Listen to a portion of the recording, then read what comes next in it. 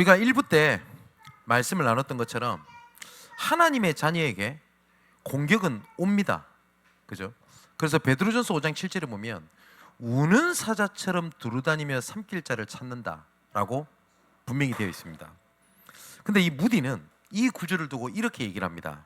사단은 항상 문 앞에 사자처럼 으르렁대지만 내가 주님 곁에 있으며 사자는 단지 목줄에 묶여 있을 뿐이다, 이렇게 표현을 합니다. 으르렁대지만 목줄에 잡혀 있는 거예요. 여러분 혹시 그림 잠시 한번 띄워보라고 얘기를 했는데, 그 19세기 화가 중에 프리드리히 레츠라고 하는 유명한 화가가 있습니다. 근데 이 사람이 그린 그림 중에 요 그림이거든요. 체크메이트라는 그 작품이 있습니다. 여러분 체크메이트가 뭔지 아시죠? 그 체스를 둘 때 이제 한 수만 더하면 너는 이제 끝이야 라고 하는 체크메이트를 얘기를 하거든요. 그래서 여기를 잘 보면요, 오른쪽에는 한 청년이 있고 왼쪽에는 이게 사단을 얘기합니다. 체스를 두죠. 가운데는 천사가 있어요. 그 천사가 이 사람을 너무 안타깝게 쳐다봅니다. 그 잘 보면 이 사람이 굉장히 고민하는 이렇게 장면이 나오죠. 그래서 저는 체스를 그렇게 잘 모릅니다만은 실제로 이 체스를 그냥 그린 게 아니라 이 체스는 사실상 우리 이 청년이 더 이상 될 곳이 없는, 더 이상 수가 없는 것으로 그렸어요. 이렇게. 그래서 그때 당시에 많은 사람들은 그 사탄 앞에 패배한 인간, 이것을 의미하는 그림이다 라고 많이 알려져 있었다고 합니다. 근데 그때 당시에 리치먼드 그 해리슨이라고 하는 목사님이 계셨는데 그 목사님 집에 이 그림이 걸려 있었다고 그래요. 그래서 그때 친분이 있었던 폴 모피, 혹시 체스 아는 사람 금방 알 텐데요. 폴 모피라고 하는 세계 챔피언이 이 목사님 집을 방문하게 된 겁니다. 그러면서 자기가 체스를 두니까 이 그림에 되게 관심이 있었겠죠. 오랫동안 이 체스 이거 가만히 그 그림을 쳐다보더래요. 그러더니 하나하나 이렇게 눈을 따라가더니 갑자기 이렇게 얘기를 하더랍니다. 제가 저 젊은이의 저 게임을 이길 수 있을 것 같습니다. 갑자기 그러더래요. 그 주변 사람 다 의아했어요. 그러더니 체스판을 실제로 갖고 와가지고 똑같이 재현해 두고 난 다음에 막 몇 개를 움직이더니 경기를 이기는 모습을 다 보여준 겁니다. 그 다른 사람, 주변 사람 놀랬을 거 아니에요. 그러면서 이렇게 얘기를 하더래요. 어떻게 이렇게 하게 됐냐 이러니까 이 사람 말이 굉장히 걸작입니다. 전문가다운 얘기죠. 아직 하나님의 한 수가 남아 있었습니다. 다른 사람 못 보고 있었대요. 우리 인생도 이와 같다고 생각합니다. 그죠? 이거 보니까 하나님의 한 수라고 되어 있거든요. 근데 이 한 수 할 때 이 수가 손숫자를 씁니다. 그죠? 하나님의 손이 개입하면 이길 수 있다는 거예요. 그죠? 그런데 그때 당시에 모든 사람들은 저거는 사단이 인간을 이긴 경기라고 인식을 했는데 폴 모피 그 사건 이후로는 하나님의 한 수로 이름이 바뀌었답니다. 의미가. 저는 굉장히 의미가 있다고 생각을 하거든요. 그 하나님의 한 수가 뭘까요? 언약입니다. 하나님은 언약을 반드시 이루십니다. 하나님을 보고 우리가 뭐라고 표현하죠? 미쁘신 하나님, 이렇게 표현하죠. 미쁘시다란 말은 믿음직스럽다, 약속을 지키시는 하나님이라고 되어 있습니다. 그래서 제가 이런 표현했잖아요, 지난주에. 성경에 나오는 모든 기도문을 봐라. 보면 하나님께서 말씀하신 그 약속, 그 언약을 기억하옵소서. 저는 기억합니다 라는 것들이 계속 발견됩니다. 오늘 15절에서 23절에 보면 이제 사단의 공격의 이후에 어떻게 이스라엘 백성들이 공격에 대처를 했는지가 나오는데 15절에 보면 그들의 대적이 우리가 그들의 의도를 눈치챘다 함을 들으니라. 뭐라고 되어 있죠? 하나님이 그들의 꾀를 패하셨으므로 라고 되어 있습니다. 근데 아까 전까지 우리가 읽었듯이 이스라엘 백성들은 막 흔들리잖아요. 패배의식에 사로잡고. 근데 하나님이 어떻게 하셨다고요? 그들의 꾀를, 속임수를 다 패하게 만들었다라고 되어 있습니다.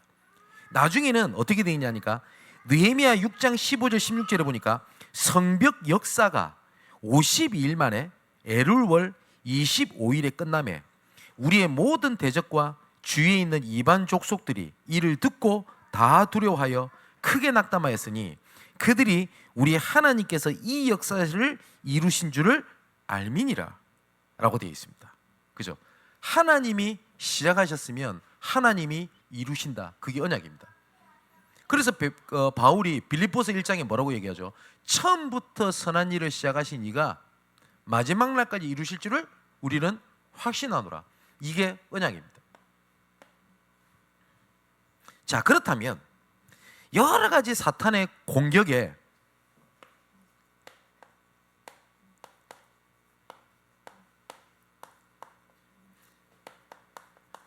저와 우리 교회가 어떤 믿음으로 대처를 해야 되겠습니까? 그래서 아까 말씀드렸던 대로 15절에서 23절까지 내용은 이제부터 본격적으로 이제 성벽을 재건을 하는데 전방 후방을 지키는 것을 어떻게 하냐? 동시에 지키게 됩니다. 그때부터 그 느헤미야를 중심으로 그 한 무너진 성벽을 재건하는 일에 이스라엘 백성들이 이렇게 진행을 하는데 보면요, 흔들리기도 하고 넘어지기도 하고 이런 모습이 계속 반복되잖아요.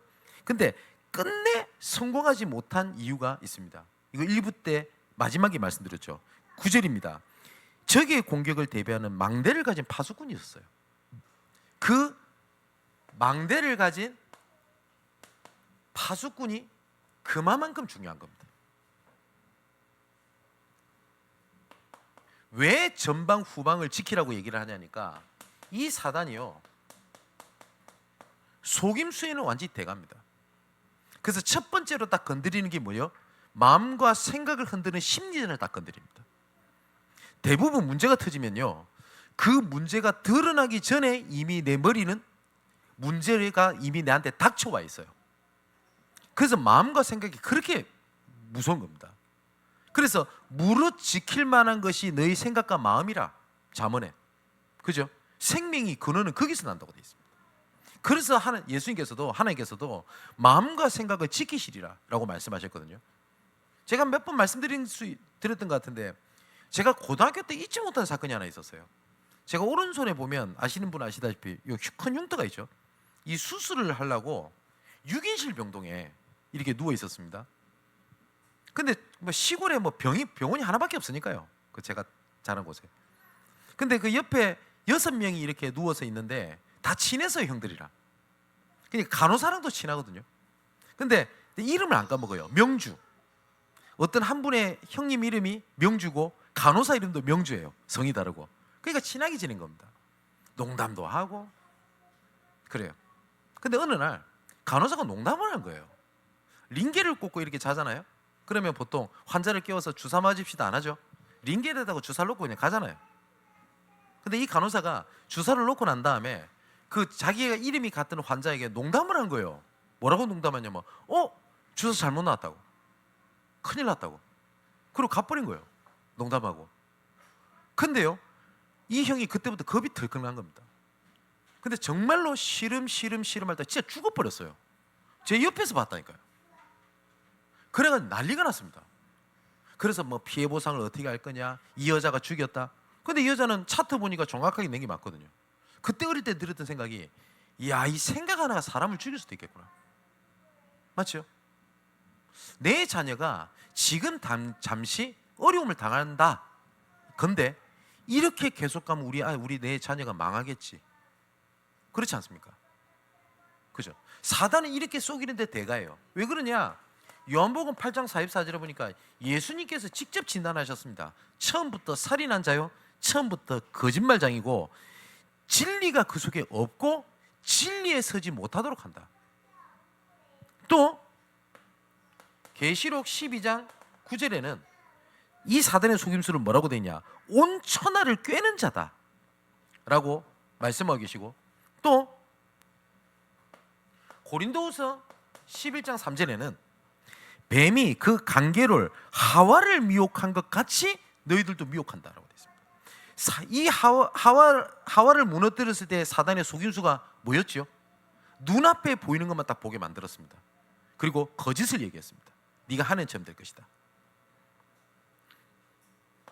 그리고 사도행전 13장 10절에 보니까 뭐라고 되어 있냐? 모두 거짓으로 행하게 하는 자라고 되어 있습니다. 그래서 이 사단이요, 속임수를 딱 줍니다.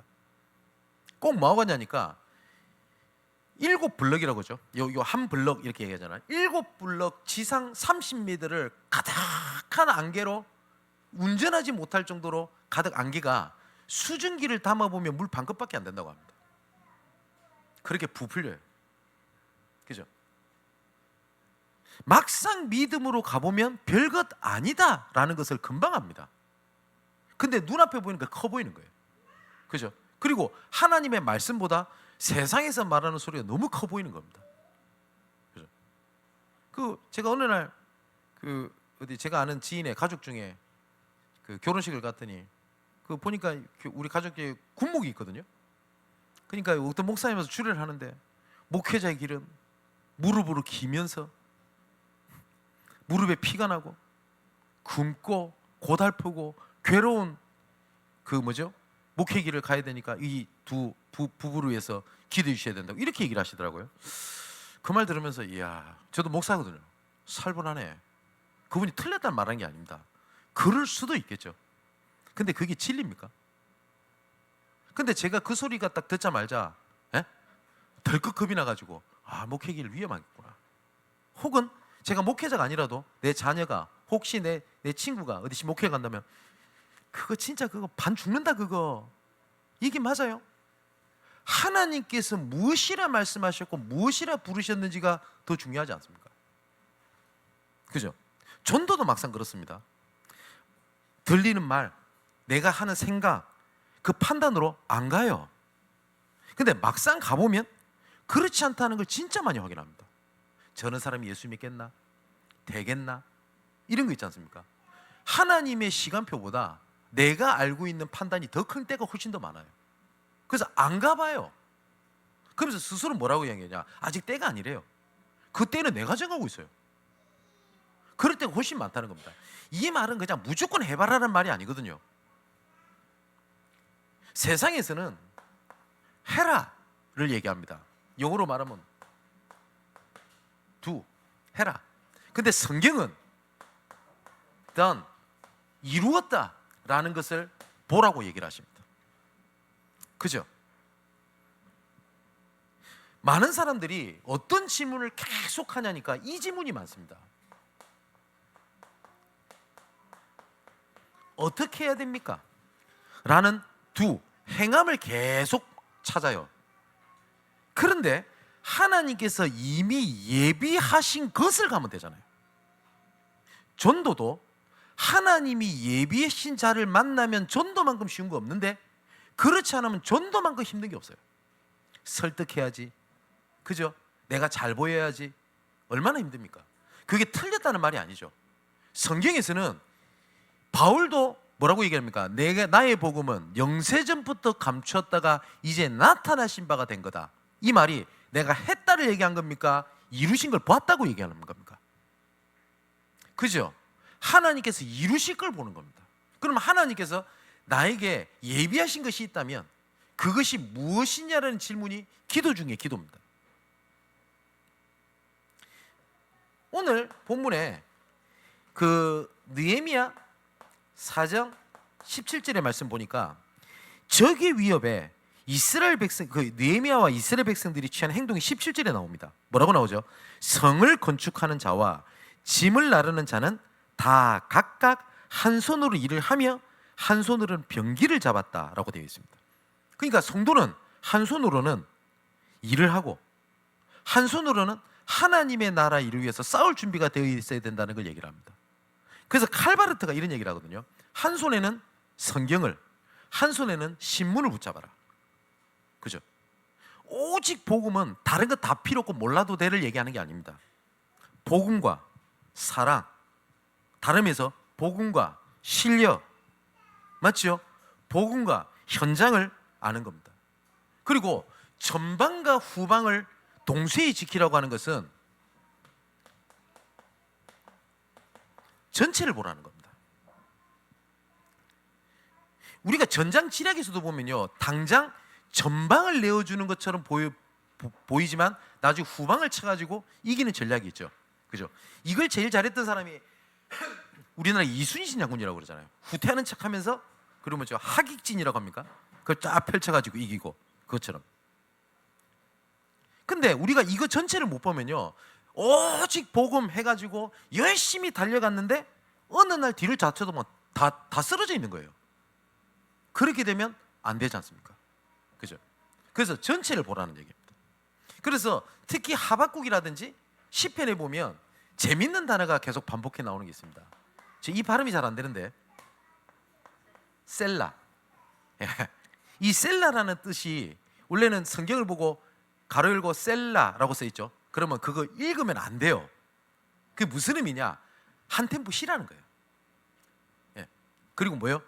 앞에 것을 되뇌어 봐라, 읊조려라, 그리고 앞에 것을 생각해 봐라 라는 뜻입니다. 여러분, 우리의 신앙도요, 셀라 신앙이 돼야 돼요. 주변을 볼 수 있어야 돼요. 그런데 영적인 여유가 없으면 전체가 안 보입니다. 그죠? 아까 체스 얘기를 들었는데, 전 체스나 장기는 그렇게 잘 하지는 못합니다. 근데 잘하는 사람 특징이 있습니다. 몇 개를 앞서서 본다 하잖아요. 그죠? 못하는 사람은 어쩌? 눈앞에 것만 보고 이렇게 하잖아요. 그리고 당장 승리를 위해서 어쩔 때는 한 수를 져줍니다. 근데 초보들 특징이 뭐죠? 쫄 하나 잡으려고 장기 같으면 퀸 내주고 뭐 이런 식으로 되면 어떻게 됩니까? 그죠? 쫄 하나 내주려고 차주고 이러면 안 되잖아요. 그죠? 전체를 봐요. 그리고 두 번째입니다.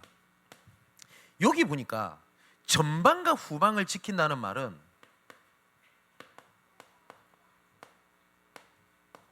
뭉치는 교회를 얘기합니다. 여러 가지 시험에도 불구하고 이스라엘 백성들이 추진력 있게 무너진 성벽을 재건했었던 이유가 몇 가지가 나옵니다. 자, 볼게요. 느헤미야 4장 16절에서 18절의 말씀을 보면 처음에는 성벽을 지키는 그 일이 소수의 파수꾼의 역할이었어요. 그런데 이후에 보니까 모든 백성이 파수꾼 역할을 함께 했다는 겁니다. 주의 일이니까 목회자가 하고 나머지는 손 들고, 그게 아니라 모든 성도들이 함께 했다는 거예요. 그게 뭐죠? 계속 1장부터 얘기했죠. 저변 확대가 되었다고요. 그래서 16절에 보니까 절반은 일하고 절반은 지켰다라고 나오고요. 17절에는 건축하는 자와 짐을 나르는 자는 다 각각 한 손으로 일을 하며 한 손에는 병기를 잡았다라고 되어 있습니다. 내 할 일을 하면서 하나님도 동시에 했다라는 겁니다.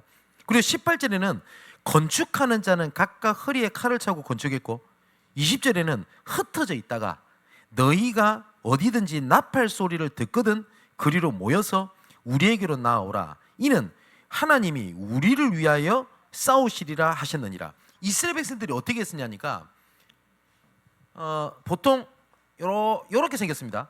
성벽이 여기에 양문이 있어요. 여기 북문이 있습니다. 동문, 그리고 하날멜, 그 다음에 한메아 망대는 이쪽에 이렇게 되어 있습니다.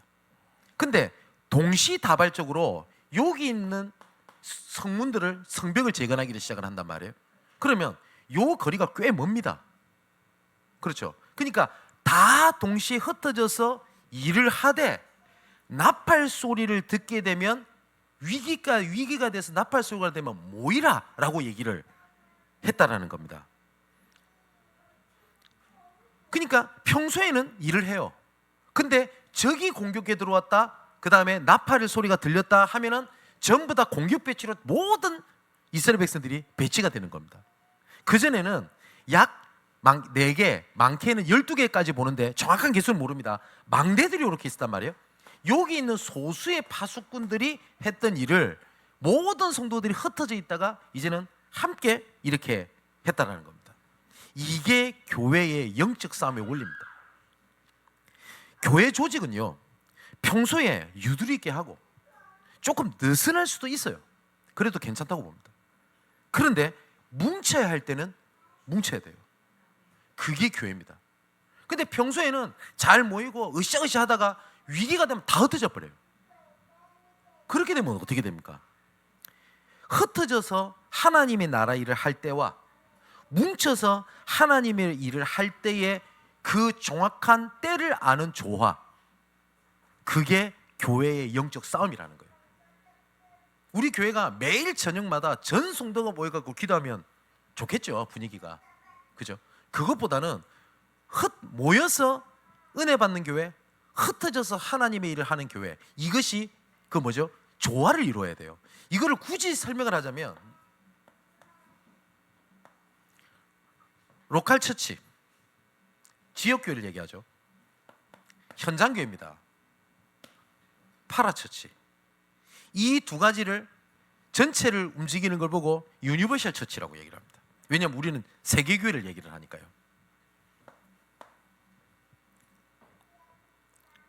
여러분, 지금 이스라엘과 지금 하마스 지금 전쟁이 계속 지금 되고 있죠. 그래서 지금 이 전쟁이 그 중동 전쟁으로 번질까봐 모든 세계가 그 주목해서 이렇게 봅니다. 근데 그 재밌는 역사가 있어요. 거기 보면 48년에서 49년에 제1차 중동 전쟁이 일어나게 됩니다. 그리고 56년에 2차 전쟁, 그 다음에 67년에 3차, 74년에는 4차 중동 전쟁이 일어나게 됩니다. 그 4차까지 일어났어요. 그래서 지금이 5차 중동 전쟁이 되는 거 아니냐라고 염려하는 이유가 그것 때문에 그렇습니다. 근데 1차부터 4차까지 이스라엘과 중동이 싸웠거든요. 근데 항상 이스라엘이 이겼어요. 여러 가지 이유가 있겠죠. 뭐 경제적인 규모라든지 뭐 미국의 원조 뭐 여러 가지가 있겠죠. 근데 재밌는 사실이 하나가 있어요. 뭐냐니까, 여러분, 그 인천공항에도 있습니다. 기도실이 있습니다. 여러분, 그 기도실이 우리를 위해 만든 기도실이 아닙니다. 전부 다 모슬렘 때문에 만든 거예요. 전 세계. 왜냐니까 시간만 되면 다 엎드리거든요, 얘들이.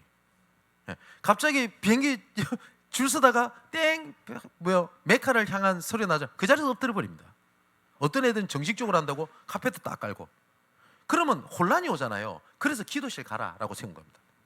그 정도로 평상시에 메카를 향해서 엎드리는 거 진짜 엄청납니다. 주변에 혹시 중동 사람들 없습니까?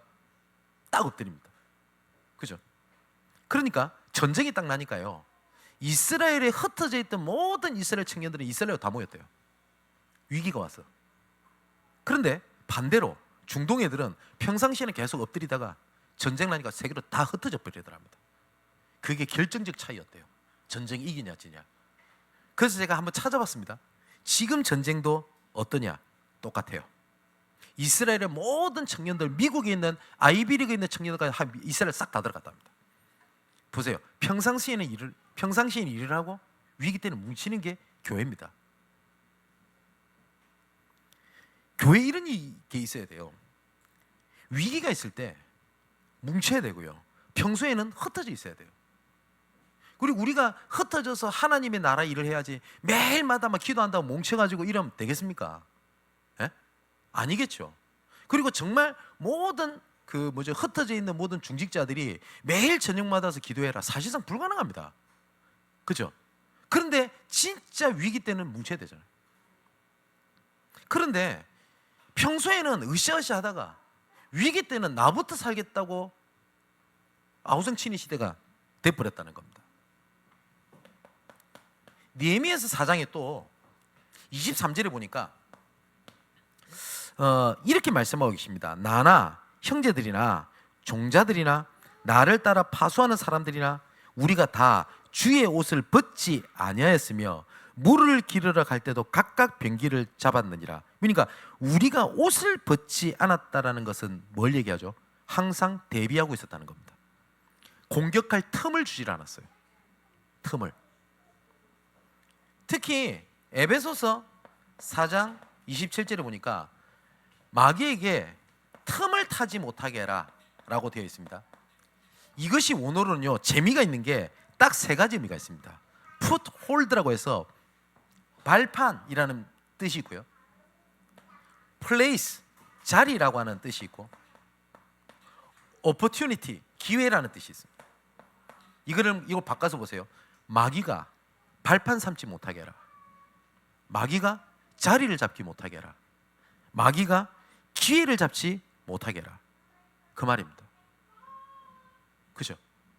잘 한번 보면요, 내가 계속 무너진다 그러면 그 패턴을 한번 잘 보세요. 패턴을. 영적으로 무너지는 사람들 패턴이 있습니다. 어떤 사람은 시간적인 패턴이 있고요, 어떤 상황적인 패턴이 있습니다. 멀쩡하다가도 자녀 문제만 걸리면 팍 무너져 버린 사람이 있고요, 멀쩡하더라도 혹시 경제적인 부분에 무너지는 사람이 있습니다. 그죠? 여러분, 내 자녀를 끔찍히 사랑하는 것이 잘못된 겁니까? 잘못된 거 아닙니다. 근데 그 일이 틈을 주게 되는 일이라면 이제부터 대비해야 돼요. 그렇지 않습니까? 근데 사단은 항상 이 틈을 타고 딱 들어옵니다. 어떤 상황, 이런 것들. 그래서 성경에는 교회의 원네스를 말씀을 하시는 겁니다. 그래서 21절에 23절에 보니까 밤낮으로 파수꾼을 세우고 지도자와 백성이 성 안에 함께 거주해라. 그리고 소외는 교회에서는 서로 영적인 상태를 서로 돌봐야 돼요. 그러니까 무기와 일을 같이 했다는 것은 언제든지 유기적 사역을 했어요. 그게 교회입니다.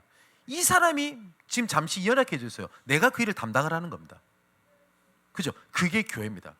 교회가 조직이 있죠. 당회가 있고 공동회가 있고 재직회가 있고 중직자가 있고 여전도 있고 남전도가 있고 다 조직이 있단 말이에요. 근데 이 조직은 필요한데 모든 조직은 유기적 연결이 돼 있어야 그게 교회입니다. 왼팔이 하는 일을 왼손이 하는 일을 오른손이 하지 말라. 이거는 선행을 두고 하는 거지. 왼손이 하는 것을 오른손이 할 수 모릅니까? 몸이 그럴 수가 없단 말이에요. 내가 왼쪽 다리가 아프면 반드시 다른 기관이 아픈 다리를 보호를 합니다. 몸이 참 희한합니다.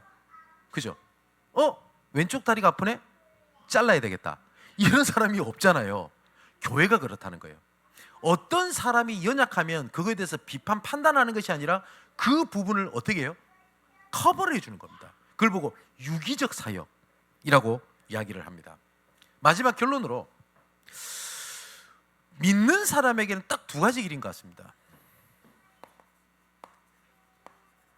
복음에 참여하는 자냐, 아니면 구경하는 자냐 차이인 것 같습니다. 하나님이 하시는 일에 구경꾼입니까? 아니면 하나님이 하시는 일에 참여하는 자입니까? 그래서 바울이 계속 얘기하는 것이 뭐냐니까 고린도전서 9장 23절에 보니까 내가 복음을 위하여 모든 것을 행함은 복음에 참여하고자 함이라. 고린도전서 10장 16절에도 우리가 축복하는 자, 축복의 자는 그리스도의 피에 참여함이 아니며 우리가 떼는 떡은 그리스도의 몸에 참여함이 아니냐. 참여하는 거라고 얘기했습니다. 복음에 참여한다는 말은 은혜, 영광도 있지만 그 안에 뭐도 있다고요? 인내, 고난도 있습니다. 로마서 8장 17절에 보니까 자녀임은 상속자요, 상속자는 복음을 위하여 고난도 함께 받아야 할지니라. 십자가의 은혜는 십자가의 고난이 함께 있습니다. 그죠? 하나님 앞에 희생이 없는 하나님의 십자가의 열매는 없습니다. 근데 많은 사람들이 그게 참여를 하지 못하고 구경하고 있어요. 그래서 들으면 신기하거든요. 우와, 대단하다. 우와, 현장적이다. 은혜된다. 근데 나하고는 상관이 없어요. 그리 되면 안 되지 않습니까? 고린도서 1장 7절에 보니까 너희를 위한 우리의 소망이 견고함은 너희가 고난에 참여하는 자가 된 것 같이 위로에도 그럴 줄 압니다. 너희가 고난에 참여했듯이 위로에도 참여하게 될 것이다. 빌립보서 1장 5절 6절에 보니까 너희가 첫날부터 이제까지 복음을 위한 일에 참여하고 있기 때문이라 너희 안에서 착한 일을 시작하신 이가 그리스도의 예수의 날까지 이루실 줄을 우리는 확신하노라. 이러면서 7절에 너희가 다 나와 함께 은혜에 참여한 자가 됨이라. 자, 히브리서 3장 14절에도 보니까 우리가 시작할 때에 확신한 것을 끝까지 견고히 잡고 있으면 그리스도와 함께 참여한 자가 되리라. 그죠? 베드로전서 5장 1절에도 보니까 너희 중 장로들에게 권하노니 나는 함께 장로된 자요 그리스도의 고난의 증인이요 나타낼 영광에 참여할 자니라 라고 되어 있습니다. 여러분, 저는 중립이 없다고 생각하거든요. 예수님께서도 나와 함께 하지 않는 자는 나를 반대하는 거라고 되어 있습니다. 그래서 영적인 것은 딱 두 가지밖에 없습니다. 내가 복음에 참여하지 못하고 있다라고 하는 것은 내가 내 복음에 반대하는 일에 하고 있다라고 예수님은 단호하게 말씀을 하셨다는 겁니다. 참여하는 저와 여러분 되기를 바랍니다. 전도운동의 구경꾼이 아니라 전도운동의 참여자가 되기를 바랍니다. 무너진 성벽을 재건하는 하나님의 말씀을 주실 때 분명히 하나님께서는 이루실 것이라고 저는 확신합니다. 이 일에 와, 저 사람이 말씀 붙잡고 했더니 저렇게 응답을 받았구나 라는 것에 너무 감사하고 신기하다라고 하는 구경꾼이 아니라 그 일에 참여하는 자, 그 일의 주역, 그 일의 주인공이 되시기를 주님의 이름으로 축원을 드립니다. 기도합시다. 모든 것이 무너지고 소망이 없다고 하는 그때에 우리의 유일한 길과 소망이 그리스도의 손을 붙잡는 것이며 그리스도의 손을 붙잡는 것이 예배와 말씀인 것을 믿습니다. 이 시간 주의 손을 붙잡은 우리들에게 모든 대적이 하나님께 무너진 성벽을 이루신 것을 보고 두려워하며 크게 낙담하게 하시는 보좌의 능력으로 충만케 하여 주옵소서. 아버지 하나님, 우리가 무엇을 해야 될 것을 찾기보다는 하나님께서 이루시고 예비한 것을 찾게 하옵소서. 한 손에는 복음과 사랑을, 복음과 기능을 붙잡고 온딱 구석구석 누비며 무너진 곳을 재건하는 빛의 망대를 가진 파수꾼으로 서게 하여 주옵소서. 모여서 말씀을 붙잡고 흩어져 말씀을 이루는 것을 보는 교회가 되게 하옵소서. 나부터 사는 길이 아니요 전체를 살리는 것 속에 내가 그리고 또한 전체가 함께 사는 길임을 알게 하여 주옵소서. 복음의 구경꾼이 아닌 참여하는 자로 무너진 성벽을 재건하시는 그 일에 증인으로 서게 하여 주옵소서. 이 모든 말씀을 유일한 하나님의 방법이 되시는 예수 그리스도 이름으로 기도하옵나이다. 아멘.